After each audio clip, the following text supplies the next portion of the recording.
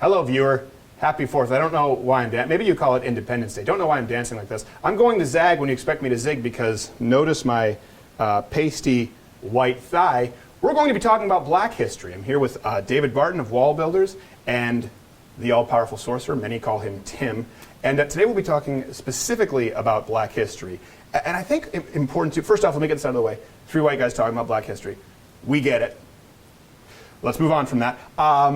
What do you think it is that most people get wrong about black history? I would think they don't know much about it. Then there's a few stereotypical names they'll get. They'll get MLK, they'll get Harriet Tubman, they may get Sojourner Truth, they may get Frederick Douglass. But past that, and those are really good people to study. I think I can say that as a Canadian, we really, MLK, Rosa Parks, Harriet Tubman, and outside of that, not a whole lot. Yeah.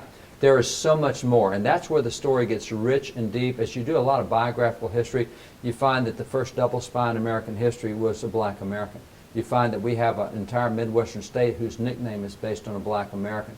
You find that one of the great heroes in the battle for Bunker Hill, famous battle, was a black American. I mean, there's so many of these guys that have done so much stuff that we don't study today, that if we studied them, we'd go, oh my gosh, there is so much. I thought we were fishing to get 4 or 5 good names out of history for black. Yeah. No, there's lots. And I think the mischaracterization is that before the Civil War, we think of black Americans as being victims. Yeah. Right. And that's really their history, right? Because or at least not working alongside white Americans. Yeah. Right. Because, you know, their only existence in America was largely as slaves, and this is where there's so much misconception, because there were so many early American heroes who were blacks, and so then we would ask the question, then why don't we know any of the early heroes, or are we just making this up? Right. And this they would largely say in academia, that's because it's white men who write American history, and they've marginalized. Sure. Well, but you made a point, too, that I think is really key. If I take this guy right here, this is a famous painting from the American founding. It is a black preacher, Lemuel Haynes. This is some of his stuff right here. Okay. He's the first black man. This is actually his Bible. He was a preacher, and this is his Bible with his name. I thought it was the book inside. that determined which tribe you were in Harry Potter. Actually, but that was the hat. I don't think that's that was a hat. I'm way off. Okay. We need to watch the series again. Yes, I need to watch the series again. So this is his Bible, literally. I mean, this black guy. And these are sermons he preached. He's the first black man to have a sermon printed in America. He was a soldier in the American Revolution. What's interesting about it is, if you will look at this picture right here. Yeah. That's a black guy. That's a white congregation. Right. And that was not at all uncommon to have black preachers of white congregations. But what we get is we get a southern view of black history. There's a northern view where blacks are free. There never was a time in Massachusetts history when blacks could not vote. There's a middle colony view where they're oppressed, but there's some abolition going on. And there's a southern view which is full oppression. What we get a heavy dose of in America today is a southern view of black history, not a northern view. And there's so many heroes and so much wholesome stuff that people do not know, and it's particularly they don't know the northern version of black history. Which, even to that end, so one of the books we have is from a historian, William Nell, who wrote about all of the black heroes from earlier America. So even before Frederick Douglass, there were black heroes. Today, people have never heard of those black heroes. This is from the American Revolution. So, and it's titled... I don't want to read the title. Yeah, it's The Colored Patriots of the American Revolution. Now, it seems a little insensitive. It's the African American patriots and or patriots of color. Okay, see... But this was actually What's next? You got an original printing of Mein Kampf? Not here, but maybe. So he was actually a black historian writing about these guys. Right. And this was not an uncommon thing. We have several history books of black heroes from early America. And we're talking thick history books. We're not talking little pamphlets with 1 or 2 guys. We're talking thick history books with dozens and hundreds of black heroes. Very well-known names. So the question arises, then why don't we know those names today? And this is where, let me jump to let's walk on over here, because I know you have a lot of books here. So this series was done by probably one of our least favorite presidents, Woodrow Wilson. Oh, okay. If we took a guess, we probably would have thrown 5 or 10 names out there. No, well, Woodrow Wilson, when Glenn Beck used to get out his chalkboard, his name was written at the top. Yeah, he was the devil of all. Well, he was a very racist guy. And so this was And by the way, just to point out, when he became president, of all the blacks that were serving in the federal government, he took all out except one. He had his token black, so he literally was racist. His history books were used to create a Klan recruiting film, the history that he wrote. And so before we get there, let me back up. So his history books, he was the president of Princeton. Because the president of a university did this, all Americans went and said, well, this has to be the best there is. He's really smart. That's a big university, right? He's a really smart guy. So this became the standard for all history books that were done in America pretty much from that time forward. This has been the foundation they based them on. Now, from these history books, other things were done, which is where he was mentioning the very first film ever showed in the White House was actually called The Birth of a Nation. The Birth of a Nation was a recruiting film for the KKK. Yeah. The guy who did this said he based it off of what he learned from the history books of Woodrow Wilson about how bad blacks were, how good whites were, and whites have to save the day from the evil blacks. Now, what's interesting is he kind of makes this association, but he says we're basing it off generally what we've learned from these history books. So it all stems back to one giant appeal to authority fallacy. He must know. That's right. Very much. He has the credentials. He's got the credentials. And then it gets worse to see he doesn't talk about black heroes, but he does mention blacks in American history, except the depiction he gives of blacks in American history is quite astounding. That looks like the junk bond lady in Labyrinth. That's his depiction. That's a picture from the actual book. Yes. And this is so what we say is we're not trying to be racist in saying this, but it looks like a monkey. Yeah. Right? This is his depiction. That is a very racist depiction of a black It is person. an incredibly racist that's depiction. when he talks about blacks in his book, that's what he does for depictions. Even what's fascinating about this is where would Woodrow Wilson get this idea? And this is where, even studying history, you back up Charles Darwin. In his book, Origin of Species, the title is not Origin of Species, period. There's actually more to the title, and the title says the origin of species by means of natural selection. And can you read what it says below it? I don't want to. I don't want to. No. All right, I have to. Don't. It's or the preservation of favored races in the struggle for life. Okay, Darwin wrote that there were different levels of races that were struggling, and actually, Is this an original printing? this is one of the original books. Wow. So what he actually argues in this book, I can point to 4 different places in this book where he actually argues that the lighter your skin, the more evolved you are. Right. The darker your skin, the less evolved. So where did Woodrow Wilson get his ideas? This is what Charles Darwin was advocating, and actually Darwin was not in favor of slavery, but he was very racist. He said we actually maybe should just send the blacks back to Africa until they fully evolved. You can't have a much more racist statement than that. Right. But this is the premise. Well, the reason why is because it's not even a socioeconomic statement. No. Yeah, that's It's right. not even, for example, even where you right. have disagreements in the black community today or politically, where people say, well, what do we do to serve the black community? Some people believe it's dealing with poverty first. Some people believe it's dealing with gangs first. It's not predicated on that. It's predicated, it's the sole premise is they're less evolved as biological beings. That's right. Correct. That's right. That's the definition of true racism. And that came from leading progressives at the time. I mean, both of those Right. guys are very much. And in that because this is the view of the guy who wrote the books that became the standard for U.S. history, well, guess why we don't celebrate black heroes? Because you can't celebrate black heroes. Because there's no black heroes worth celebrating is kind of the view of Woodrow Wilson. Wow. And because we know we need some, let's throw on MLK and let's throw on some big names, Frederick Douglass. And these others are all really big names too. And those are modern additions, right? Yeah. Those aren't. I mean, Woodrow Wilson's not celebrating Frederick Douglass, Right. But modern writers go, no, there were some people we should celebrate, but it still is coming from a very faulty perspective. Does anybody like Woodrow Wilson? Does he have a big fan club? So I do think there are some people that celebrate him in the progressive circle, but it's now you're talking about people that celebrate Margaret Sanger, right? Well, the League of Nations, the UN. I mean, he's kind of the guy who founded what became Do the they UN. maybe celebrate? They say, well, we don't like that part about Woodrow Wilson, but sort of the economic No, ideas. I've not seen anybody make that separation. The progressives that love him because his internationalism and his thought of big government and his thought of controlled economies, etc. They love his ideas, but he's a little harder to sell, and so you got to be careful because he is a racist. Well, but I think even saying that, we have the assumption that people actually know things about him. That's right. Right? I mean, generally it's like, no, FDR was a great president. Why? What did he do? The New Deal. Right. Well, what did that do? It was a New Deal, right? Yeah. Like, we don't know. We've just heard that somebody was good or bad, and we don't even know why, right? When we talk about, we do a lot with American history. We talk about George Washington. Okay, so if I said, tell me a story about George Washington, most people would tell me about George Washington chopping down a cherry tree, which is a fictitious story that was written to talk about his honesty and integrity. The stories we know never even happened, and we just don't know history well enough. Or that he grew pot. That's a big common myth. Hemp, that's right. Industrial hemp, very different. Hemp was something he did. He did grow industrial hemp. He did Some use people hemp. talk about it as though he was growing and smoking pot. He wasn't going and smoking his joint on the back porch, I mean, right? Even if he did, not much would happen. You're making industrial ropes hemp. for ships. Right. Who smokes a ship rope? I mean, it's I don't know. hemp for ropes. I Sounds assume good, if someone's actually. fired a cannon through your ship, you probably, I don't know, secondhand. I have no idea. I don't That's the know. original hot box. Let me ask you this, because we were talking about this when we were talking about the Civil War, and I wanted to touch on it a little bit more, because some of the things that people believe they know also aren't so. Sure. For example, the Southern strategy. Right. Because I know Abraham Lincoln, Republican, that's the party that freed the Right. slaves, but at some point it switched. And you were kind of going, they always point to Strom Thurmond. Yeah. Sure. I'd like you to kind of reiterate that point, because I think it's something that a lot of people miss.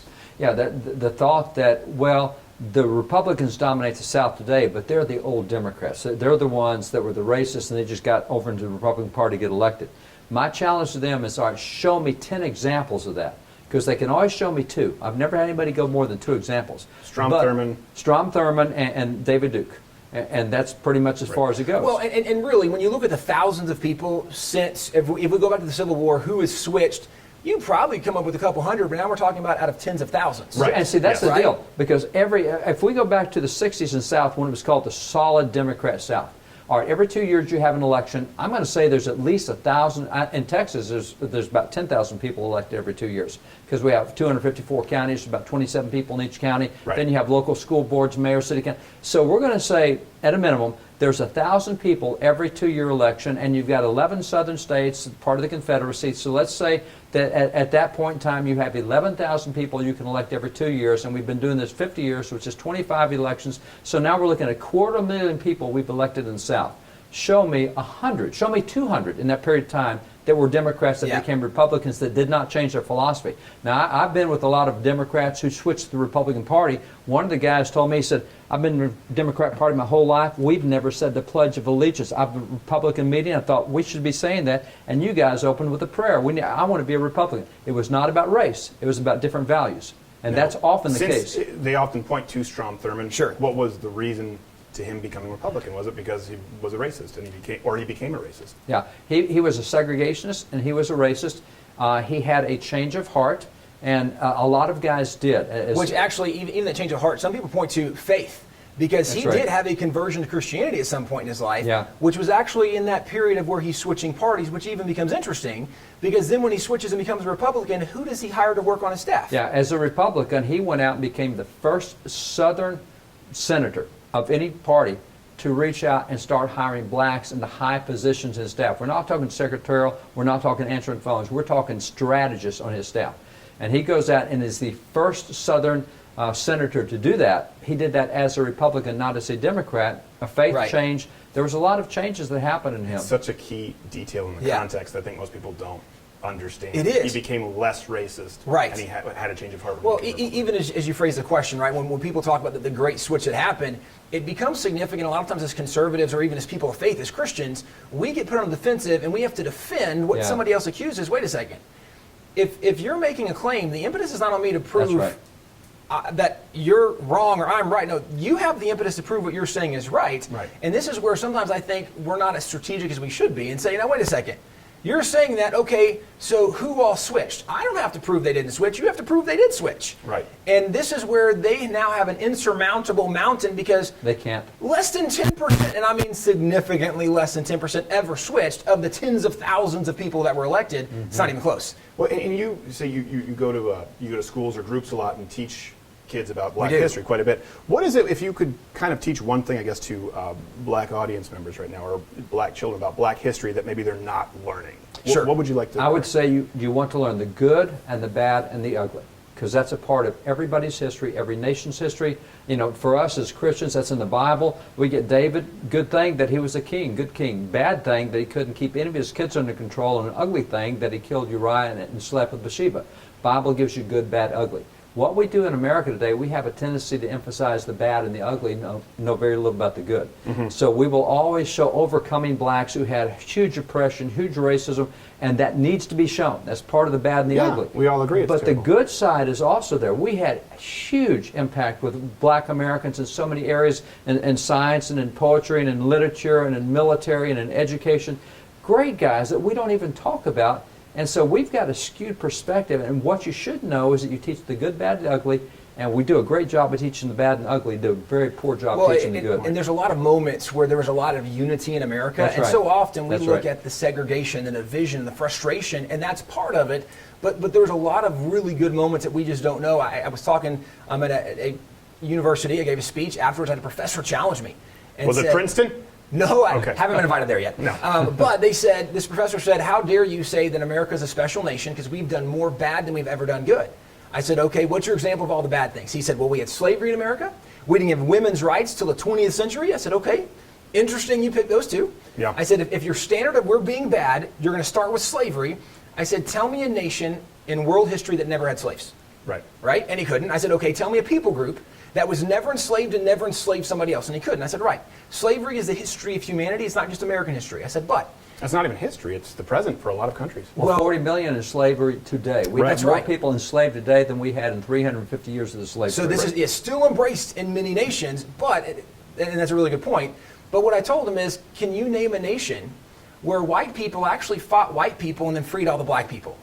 Right. Right? Because I only know of one nation that had that kind of civil war, and it was America. And I said, so even if you're saying, like, if we agreed every nation is bad because every nation had slavery, I would still contend America's one of the best of the bad nations because we Right. fought a war to end slavery at a time when slavery is still embraced in a lot of places. And I think a lot of people get that wrong, being raised in Canada, or they think that the United States was late to the party in ending slavery. They say, well, look at England.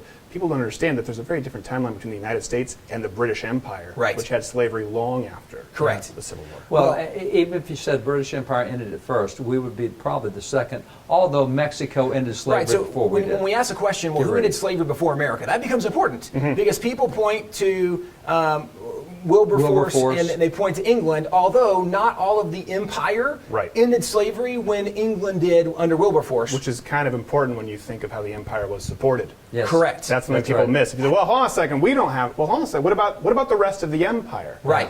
Well, we're a little Where bit did they get the fuzzy money in the rule from? book. I had somebody point out Mexico to me one time. Well, Mexico ended slavery before America did, and that's where understanding history becomes kind of interesting because Mexico ended slavery, but they allowed indentured servitude, where you can indenture all your former slaves for 99 years and pay them like a peso. Yeah. So they you've ended slavery technically, you but ended they slavery, had it but for you another 100 didn't. years. But this is where we have these false notions of America, that America did something nobody else did. And what I think is a misconception in our history is that no nation's perfect. Every nation is full of people, and people are not perfect, right? But what our nation's unique at is every time there were moments where we were doing terrible things, there was unique people standing up and being a voice saying, we've got to be different. And our nation corrected course sooner than almost any other nation in the history of these last several hundred years. And this is where our nation's unique. Not that we haven't had problems, but that we've changed and corrected those problems long before anybody else did. And I would point out one other thing that does not get pointed out well. When you look at the Civil War, we think that's an even split, the North versus the South. No, 18% of the population seceded. 82% stayed on the anti-slavery side. Right. So you had a very strong And minority. go watch the Civil War video that we did. They all expressly wrote that it was because of slavery. That's why they wanted to leave the Union. Yeah, that's right. Every 11 state. states. Every All single 11 state. states that had left. In their secession documents, they said, the reason we are leaving the Union is slavery. That's all 11 states said that. And that's not to say that everybody that fought, as was already identified, not everybody that fought was in favor of that. In fact, there's records of some people in the South, Sure. and they said, well, we fought because these Union soldiers were in our land. Right. So that wasn't the idea of everybody, but all of their leaders it was. But it would suggest that there was even a smaller minority of Yes, Americans who correct. supported slavery. Only Once you 9 start whittling it down, it's Correct. really pretty small. Only 9% of Americans owned slaves at the time of the Civil War. So you're talking a small amount, and we look at the 9% and we let that drive everything, and that's a bad 9%.